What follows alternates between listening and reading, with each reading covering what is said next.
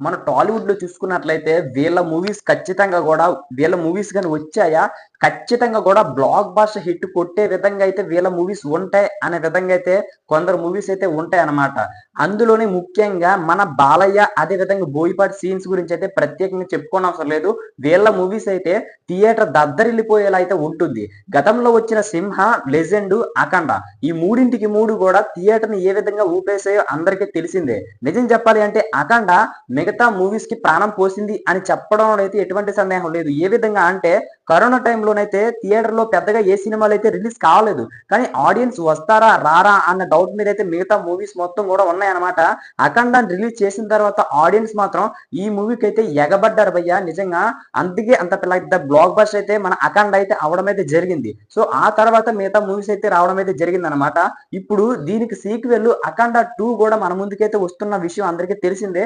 ఈ మూవీ స స దసరా అంటే 2025 దసరా సందర్భంగా అయితే సెప్టెంబర్ 25 అనుకుంటా రిలీజ్ డేట్ అయితే ఫిక్స్ కూడా చేయడం అయితే జరిగింది.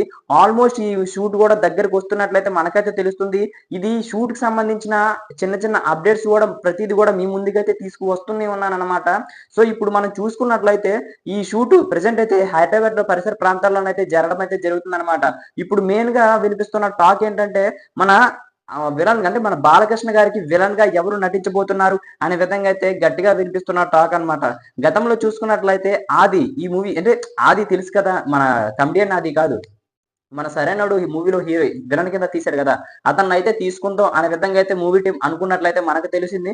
కానీ ఇప్పుడు విషయం మొత్తం కూడా పక్కన పెట్టే 'సంజయ్ దత్' 'కేజీఎఫ్‌లోని మన 'అదిరా' ఉన్నాడు కదా! అతన్నయితే తీసుకునే ఉద్దేశం ఉన్నట్లయితే మనకైతే తెలుస్తుంది భయ్యా. తొందరలోనే దీనికి సంబంధించిన అధికార ప్రకటన అయితే చేయాలనేసి అయితే మూవీ టీమ్ అయితే అనుకుంటుంది. ప్రెజెంట్ అయితే మన బోయపాటి శ్రీను గారు అదే విధంగా మన అతనిదే హ్మ్. సంజయ్ దత్ గారు కూడా మాట్లాడుకుంటున్నది మనకైతే తెలుస్తుంది. తొందరలోనే దీనికి సంబంధించిన అప్డేట్ అయితే మనకైతే ఇవ్వడానికైతే ఖచ్చితంగా కూడా ట్రై చేస్తారనే చెప్పుకోవాలి. ఈ మూవీ అయితే నిజంగా చెప్పాలి అంటే ఈ మూవీ ఎప్పుడైతే అనౌన్స్ చేసారో అప్పటి నుంచి కూడా ఈ మూవీ మీద హైప్ అయితే అమాంతం పెరిగిపోతుంది భయ్యా.